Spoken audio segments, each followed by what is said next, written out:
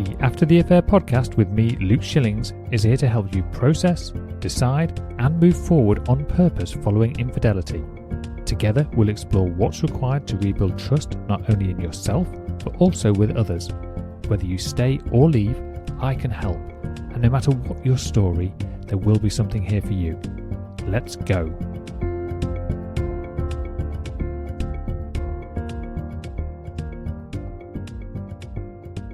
Hello and welcome back to the After the Affair podcast. I'm your host, Luke Shillings, and today you're listening to episode number 175. Today's episode might sound a little bit counterintuitive because instead of talking about what you actually need to do after betrayal, I actually want to talk about what you need to stop doing.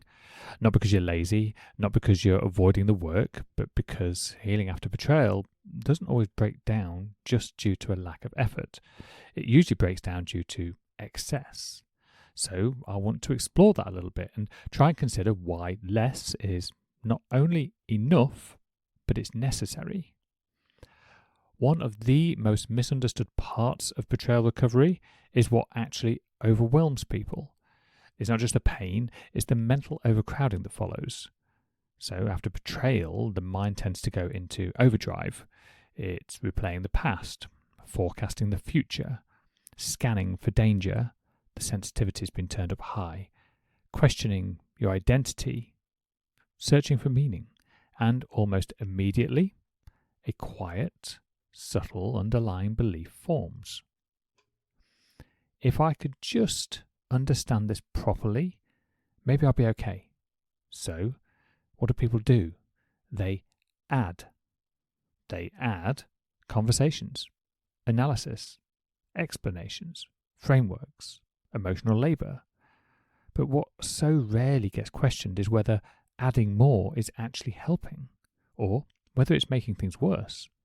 Because the truth is, the mind tends to add noise when it doesn't feel safe, not because it's helpful, but because it's so desperate for control. When uncertainty is present, the mind goes seeking for solutions. It's trying to find certainty, but in doing so, it's looking everywhere, all at the same time, and this is causing an internal cognitive chaos. There's this deeply ingrained cultural belief that effort equals progress. So after betrayal, people often assume that more insight equals more healing, and more tolerance equals more strength, more understanding equals more peace. But betrayal isn't just a knowledge problem, it's a regulation problem. And regulation doesn't come from more information. It comes from containment. When everything is being processed all at once, nothing actually integrates. This is where essentialism becomes critical. So let me be very clear here, because this is where people often misunderstand the concept. Essentialism, even if this is the first time you're hearing the word, is not about minimalism. It's not about productivity. It's not about doing the bare minimum.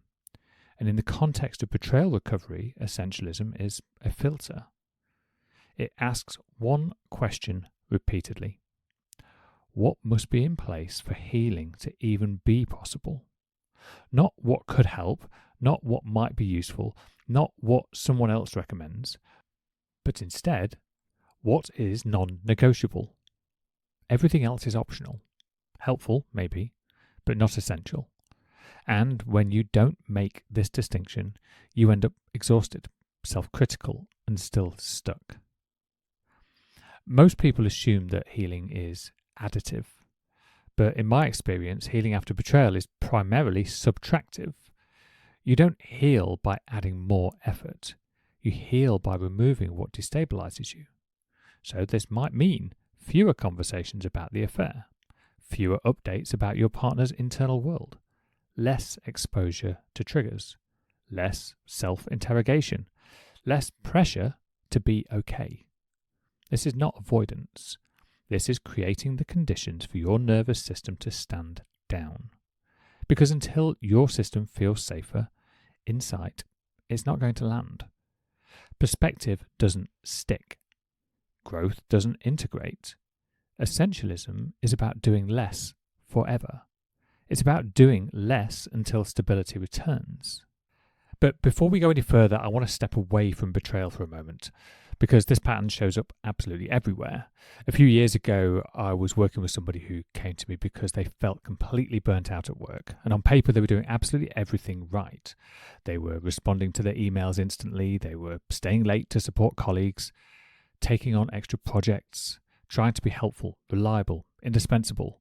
To be honest, it reminded me a lot of how I was in one of my previous jobs from some years ago.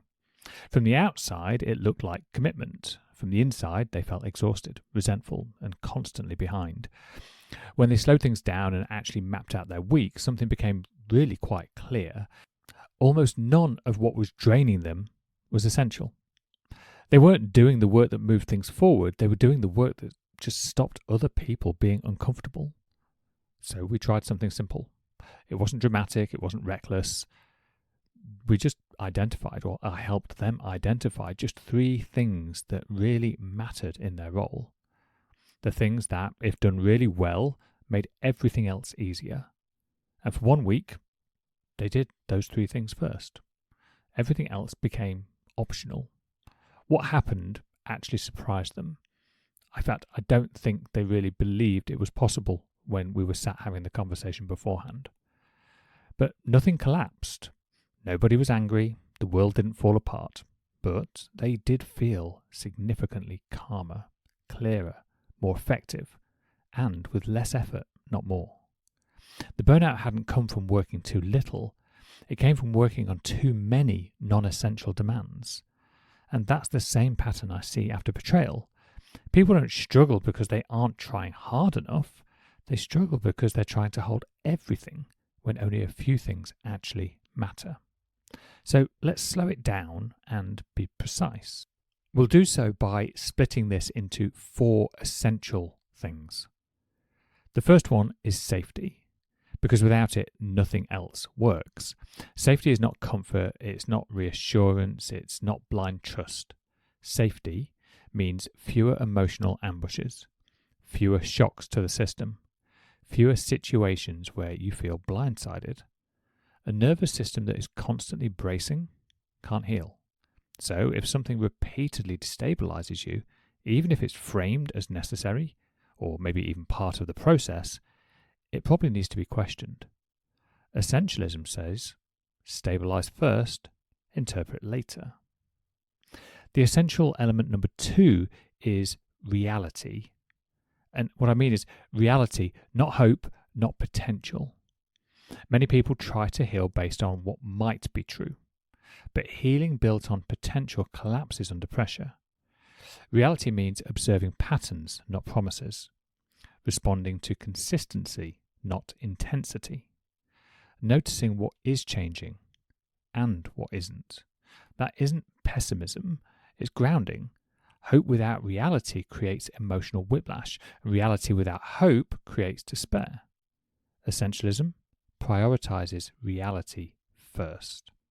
Essential element number 3 is emotional permission, because suppression can sometimes look like strength. One of the most damaging myths about betrayal recovery is that being emotionally contained means being emotionally resolved, but it doesn't. Many people are regulated because they're holding it all in, whereas essentialism says stop managing your emotions for other people's comfort. Anger that is felt doesn't destroy you. In fact, any negative emotion that you feel doesn't actually harm you. It's only when we act from that place is the damage done. Grief that is expressed doesn't derail you. What does derail you is a sense of chronic self-censorship, protecting other people from your hurt and your feelings and your truth. Then there's essential element number 4.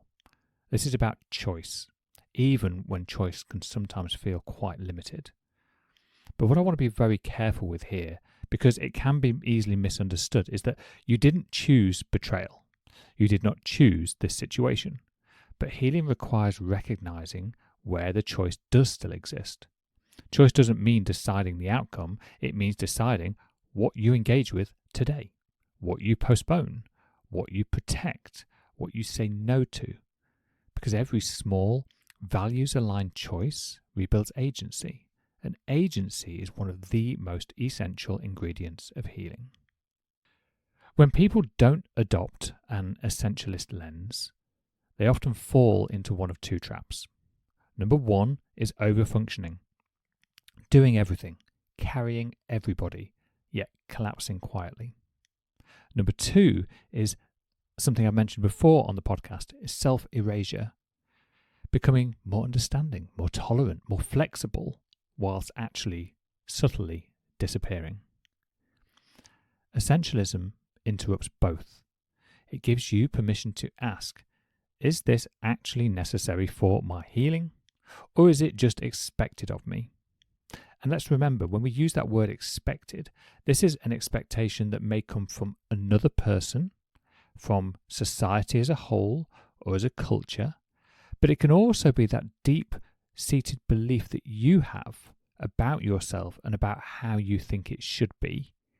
It also comes from your internal expectations.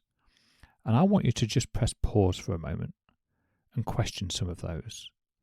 Not to diminish them, not to just get rid of the thing that you've believed for a long period of time, but to actually pause and truly question, why do I believe that? And is it healthy, or is it serving me in the moment? Is there something else that could also be true that might both feel better, and release me and help me move forward? I don't like to think of essentialism as being just a method, as a tool, as a concept, as a framework. I like to think of it more along the lines of it being the goal. And I think this part really matters because it isn't just a phase of healing, it's a way of relating to yourself after betrayal. It teaches you to prioritize internal stability over external approval, to value sustainability over speed, to trust subtraction as much as you currently value effort. Many people come out of betrayal not because they did everything, but because they learned what to stop doing. That is the growth. Healing after betrayal isn't about becoming more capable. It's about becoming more selective. Selective with your energy, selective with your attention, selective with what you carry. You don't need to heal perfectly. In fact, there is no such thing. You don't need to do everything. That's obviously not possible anyway. But you do need to protect what is essential and let the rest go. Put it down. Feel the weight off your shoulders ease, even just thinking about it. If you're feeling quietly overwhelmed and unsure where to focus, support can be a huge component in helping you identify what's essential and to then also recognize what it is that is okay and actually necessary to release without feeling guilt. Through one-to-one coaching, I help people stabilise first, then rebuild intentionally. You can learn more at lifecoachluke.com, or you can reach out directly. Come and join me over on Instagram, DM at mylifecoachluke. You don't need more effort. What you need are clearer priorities. Okay, thank you for having me with you for the last 10-15 minutes. It's been an absolute pleasure as always, and I'll speak to you all again very soon.